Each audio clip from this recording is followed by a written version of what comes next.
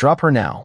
The command cut through the crackling air, sharp enough to slice past the sirens, past the shouting, past the rising heat that shimmered above the crushed metal. For a split second, everything seemed to hesitate. The flashing red and blue lights, the murmuring crowd, even the smoke curling upward from the wrecked SUV pinned against the guardrail on Route 17. Marcus Reed didn't look up. His arms were locked steady, cradling the small, unmoving body of a girl no older than 8, her sneaker dangling loose, her breath so faint it barely disturbed the soot on her lips. The smell of gasoline hung thick, heavy enough to taste, and somewhere beneath it, the faint rhythmic click of something failing deep inside the engine block. She's still breathing, Marcus said, his voice low but firm, the kind of calm that came from years inside burning buildings where panic only made things worse. Sweat rolled down the side of his face, carving clean lines through ash, but his hands never shook. Behind him, boots hit pavement hard. Officer Daniel Hayes moved fast, faster than necessary, his jaw tight, his radio still buzzing against his shoulder with overlapping commands from dispatch. He took in the scene in a glance, the wreck, the smoke, the crowd pressing in with phones raised, and then his eyes locked on Marcus. Not on the girl. On Marcus. Put her down. Hayes ordered again, louder this time, stepping closer, his hand already reaching for the cuffs at his belt. A few heads in the crowd turned. Someone whispered. The sirens wailed on. Marcus shifted his weight slightly, careful, measured, shielding the girl's head from the jagged edge of the doorframe as another small puff of smoke slipped from beneath the hood. If I set her down, she loses airway, he replied, still not raising his voice, still not looking away from the fragile rise and fall beneath his arms. The words hung there, simple, clinical, undeniable. Hayes didn't pause.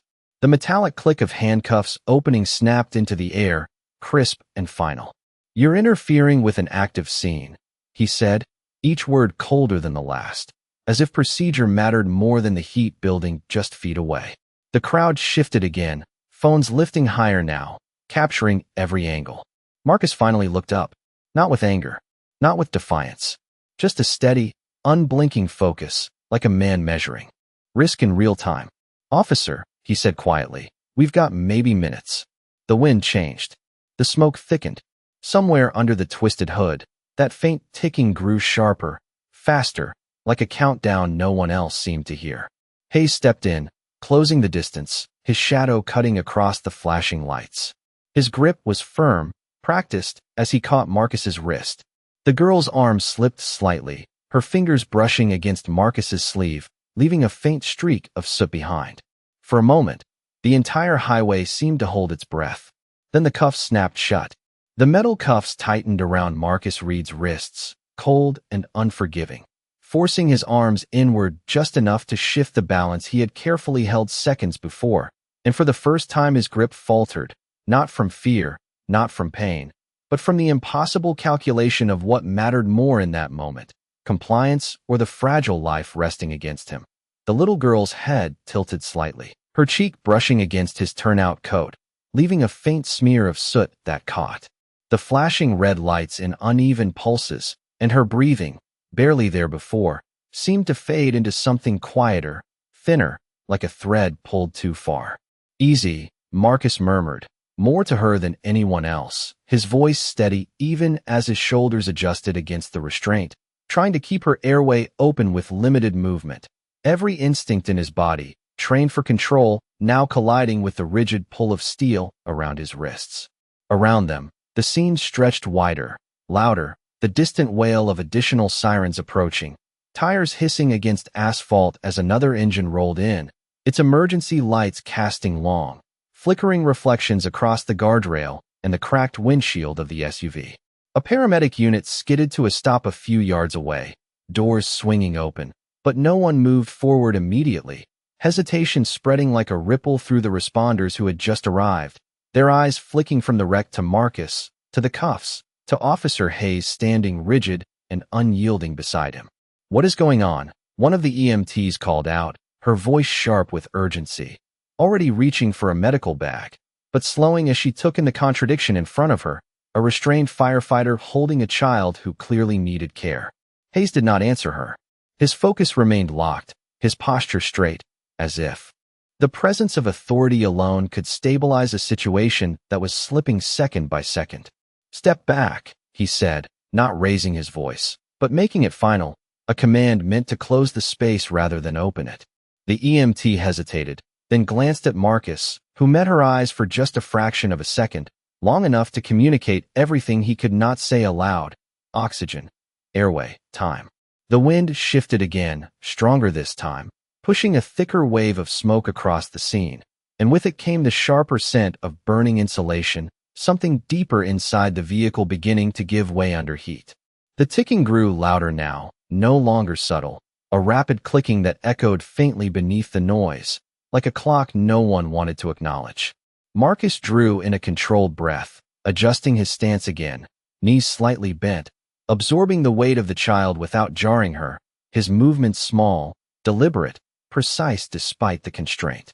"Officer," he said again, quieter now, almost level with the hum of the engine behind them. "She needs to be on oxygen now." Hayes's jaw tightened, but his expression did not change, his gaze fixed forward, as if admitting uncertainty would unravel everything he believed he was holding together. In the crowd, a voice rose, uncertain. "He is a firefighter," followed by another. "He pulled her out." And then a third, louder. "Why is he in cuffs?" Phones lifted higher, lenses focusing, capturing every second as the tension thickened into something almost visible, hanging in the air between flashing lights and drifting smoke. The EMT took one cautious step forward, then stopped again, waiting for permission that did not come. Marcus did not look away from her. He simply shifted his shoulders slightly, opening just enough space, offering what little he could under the weight of restraint. The girl's chest rose, then barely fell, and for a moment the entire scene seemed to narrow to that single movement, that fragile, fading rhythm, as the ticking beneath the hood accelerated, steady, relentless, counting down something no one could stop. The ticking under the hood sharpened into a fast, mechanical pulse, steady and unforgiving, echoing through the hollow frame of the SUV as heat shimmered above it in wavering lines that bent the flashing lights into distorted streaks. Marcus Reed felt it before he saw it, the subtle shift in temperature. The way the air thickened and pressed against his lungs, and every instinct he had built over years inside burning structures told him the same thing. Time was no longer a window, it was a closing door. He adjusted again, small movements, careful, keeping the girl's head angled just enough, his shoulders tightening against the pull of the cuffs as he tried to compensate for what he could no longer do freely, and his voice, when it came, was quieter, almost level with the rising hum of danger. "She is losing it," he said, not to Hayes, not to the crowd, but to the space itself, as if naming it might hold it in place a second longer. The EMT stepped forward again, this time faster, urgency overriding hesitation, her boots striking the pavement with purpose as she reached for the oxygen kit slung across her shoulder. "I need access," she said, her tone direct, controlled, but edged with pressure, her eyes flicking between Marcus's restrained hands and the child in his arms. Hayes shifted slightly, his stance firm but no longer perfectly still, a fraction of uncertainty creeping into the rigid line of his posture as more units arrived. Radios crackling louder now, overlapping voices filling the air with fragments of information, lane closures, traffic backup, hazard alerts, all of it noise compared to the immediate, silent emergency inches away from him.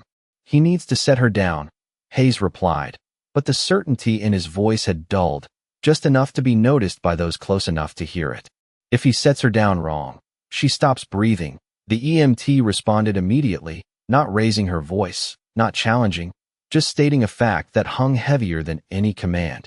The wind pushed another wave of smoke across them, thicker now, darker at the edges, and somewhere deep inside the engine, a sharp metallic pop sounded, brief but unmistakable, followed by a faster sequence of clicks that no longer blended into the background but stood out, urgent, insistent. The crowd reacted in a ripple, a few steps back, a murmur rising, phones still held high, but hands less steady now as the reality of the situation began to cut through the distance they had placed between themselves and the scene. Marcus did not move back. He could not. His weight remained forward, anchored, the girl still held carefully against him. His breathing measured, controlled, even as the space around him tightened with pressure. "Officer," he said again, and this time there was something else in it. Not frustration, not anger, but a final clarity, the kind that comes when options are nearly gone. "We do not have 10 minutes.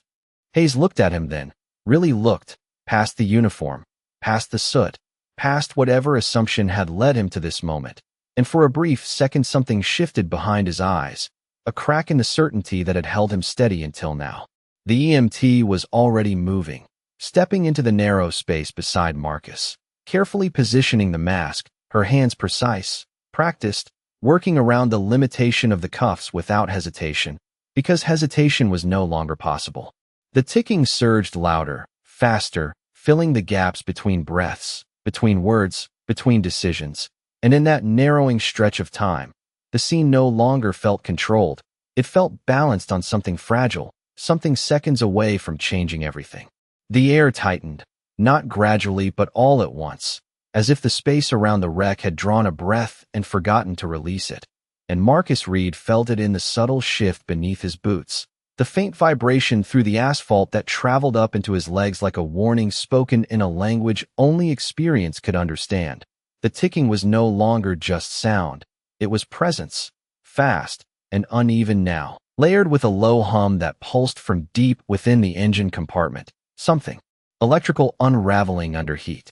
The EMT's hands moved quickly, slipping the oxygen mask into place over the girl's face, adjusting the seal with practiced precision, her fingers steady even as her eyes flicked once toward the vehicle, measuring distance, heat, time. "I need space," she said, not loudly, but firmly, the kind of tone that expected to be followed. Marcus shifted his stance again, lowering slightly to bring the girl closer to the EMT's reach, his shoulders straining against the cuffs as he tried to create room, without compromising her position, every movement calculated, minimal, controlled. The mask fogged faintly with a shallow breath, then cleared, then fogged again, fragile but present.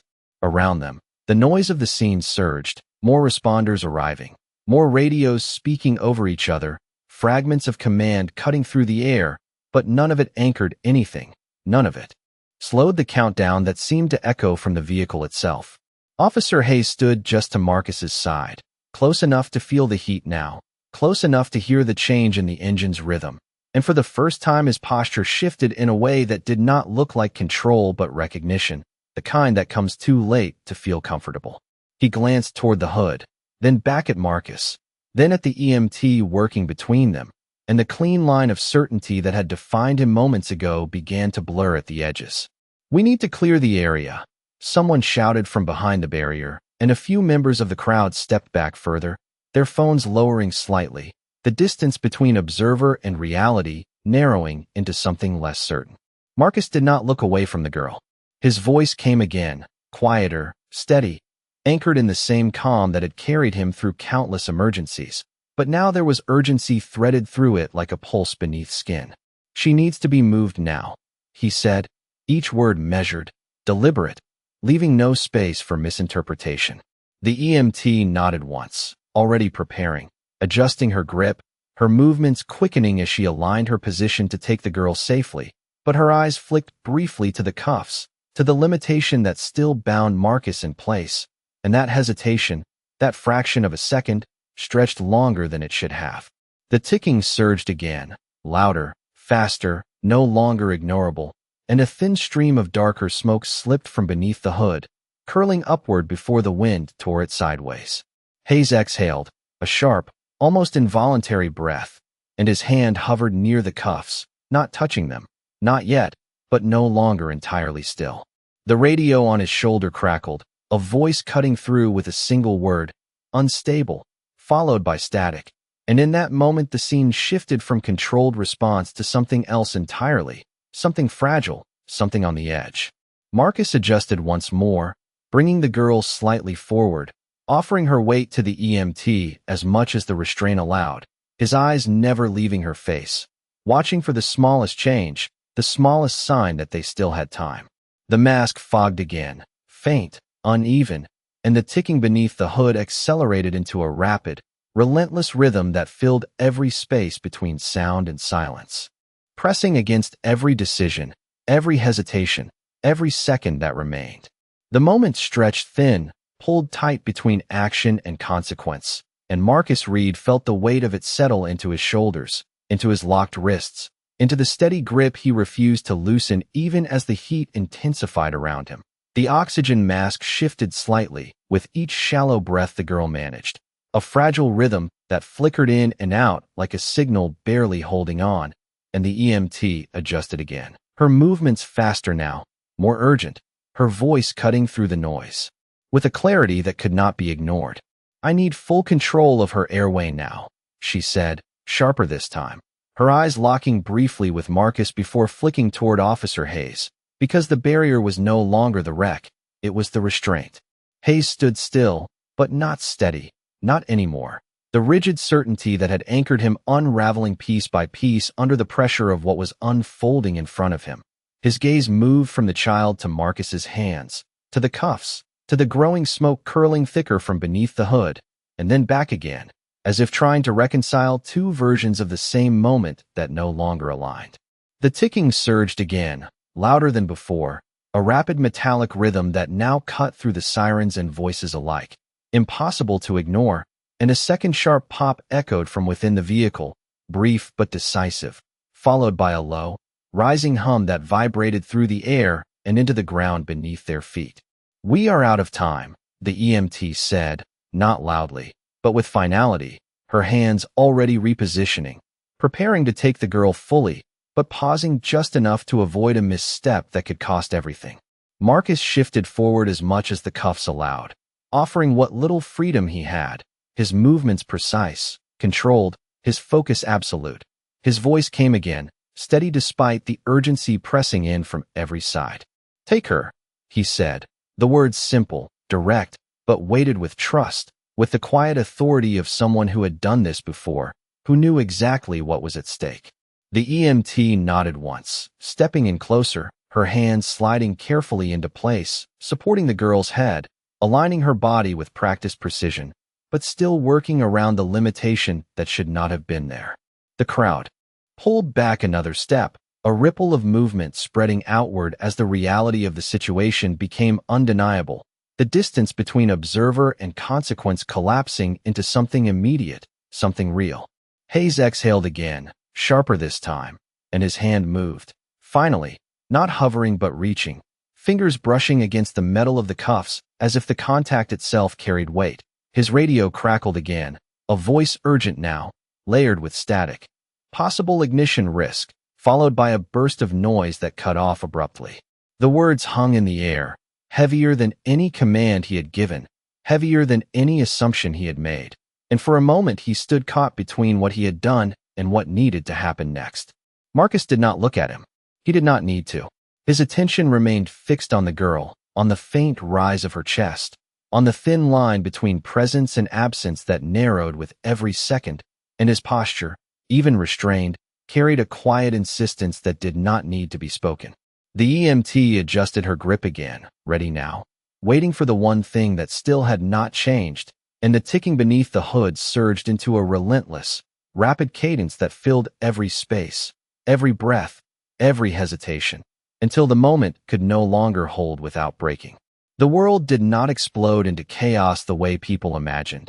It narrowed instead, pulling inward until everything outside the immediate circle of breath and heat and sound faded into something distant, something irrelevant, and in that tightening space Marcus Reed felt a strange, almost unnatural calm settle over him. The kind that did not come from safety but from certainty. The ticking was no longer just fast, it was constant. A seamless metallic hum that erased the gaps between seconds, and the smoke drifting from the hood thickened into a darker ribbon that twisted upward before being torn apart by the wind, scattering into the flashing lights like fragments of something breaking apart. The EMT did not speak again. She did not need to. Her hands were already in position, steady and ready, her body angled to take the girl the moment she could, but she waited, not because she wanted to, but because she had to, because the final step did not belong to her. Marcus adjusted his grip one last time, a subtle shift. lowering just enough to align with her, his shoulders straining against the cuffs as he created a narrow path between restraint and release, and his voice, when it came, was almost a whisper, not weak, not uncertain, just quiet in a way that carried more weight than anything louder could have. "She is still here," he said, his eyes fixed on the faint rise beneath the oxygen mask, watching for that fragile confirmation that they had not crossed the line yet. Officer Hayes stood beside him, and for the first time since this began, he did not look like a man in control of a scene. He looked like a man inside it, fully exposed to the consequences of every second that had led to this one. The heat pressed closer now, tangible, wrapping around him in waves that made the air feel heavier with each breath, and the radio on his shoulder crackled again, a voice sharper this time, urgent, cutting through with a single instruction that seemed to echo louder than the rest, clear now. Hayes did not move immediately. His hand rested on the cuffs, fingers curled around the metal as if it had weight beyond its size, and his eyes shifted, not quickly, not reactively, but slowly, deliberately, from the vehicle to the child, to Marcus, and back again, as if he were finally seeing the full shape of the moment he had stepped into. The crowd had gone quieter, not silent, but subdued, the earlier murmurs replaced by a tense stillness, phones still raised but forgotten for a second, as if even those watching understood that something irreversible hovered just ahead. The EMT leaned in slightly, her voice low now, directed not at Marcus, not at Hayes, but at the space between them. "We can do this safely," she said, each word precise, grounded, offering a path that still existed but was shrinking fast. Marcus did not look at Hayes. He did not plead, did not argue, did not push. He simply held position, steady, unwavering, his entire focus anchored in the life in his arms, trusting that the right decision would come, even if it came late.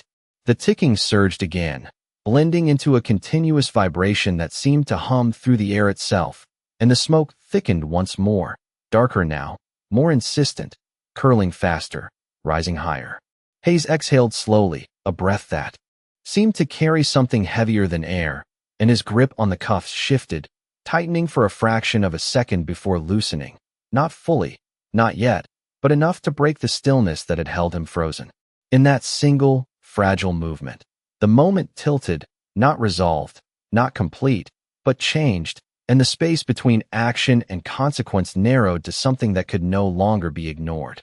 The shift came not with a shout, not with a command, but with a sound that cut clean through everything else, a deep, hollow surge from within the vehicle that did not snap or crack, but rolled outward like a warning finally spoken too late to ignore. And in that instant the air changed, the pressure dropped, and every trained instinct in every responder present aligned at once around a single truth that could no longer be debated. Marcus Reed felt it before anyone moved, a sudden, heavy stillness in the space between breaths, and his focus sharpened even further, narrowing entirely to the small, fragile rise beneath the oxygen mask, as if nothing else in the world existed. "Now," the EMT said, not loudly, but with absolute certainty, her hands already in motion, stepping fully into Marcus's space, her grip precise as she slid one hand beneath the girl's head, the other supporting her body, aligning perfectly with the position Marcus had held for what felt like an entire lifetime compressed into minutes. Hayes did not speak. His hand moved. The metal shifted.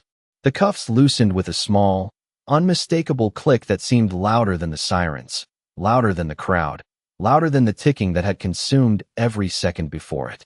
The pressure on Marcus's wrists released just enough, not fully removed, but no longer locking him in place, and that single change transformed everything.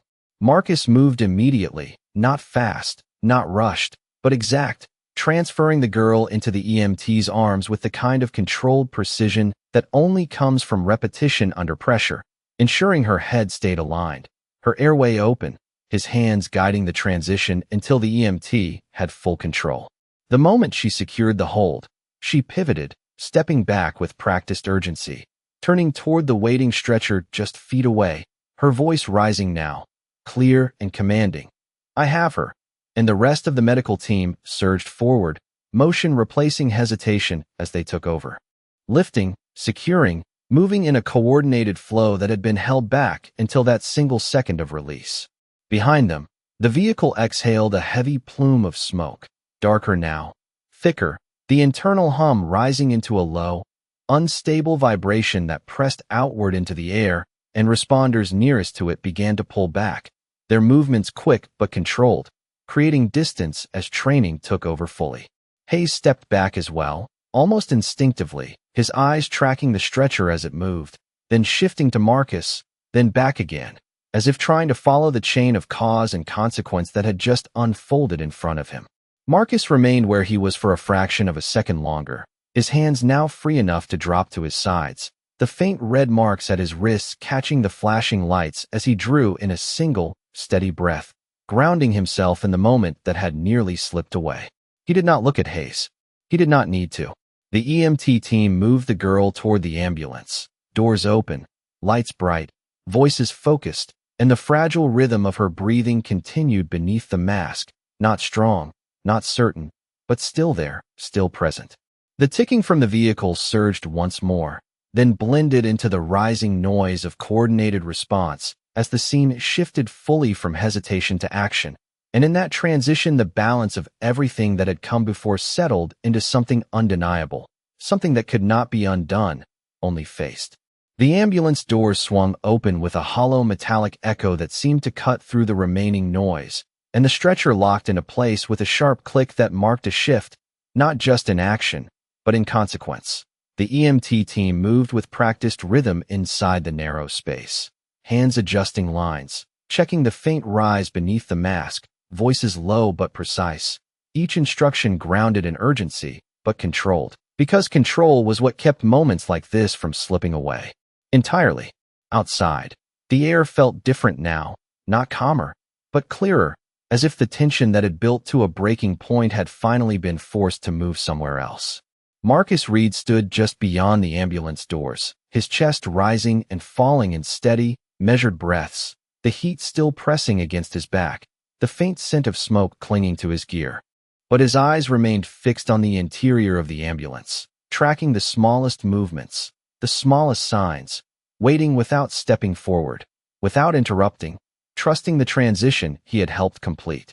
Behind him, the wrecked vehicle let out another low, unstable hum, and responders continued to widen the perimeter, guiding the remaining crowd further back, their voices firmer now, less uncertain, shaped by the clarity that had finally taken hold.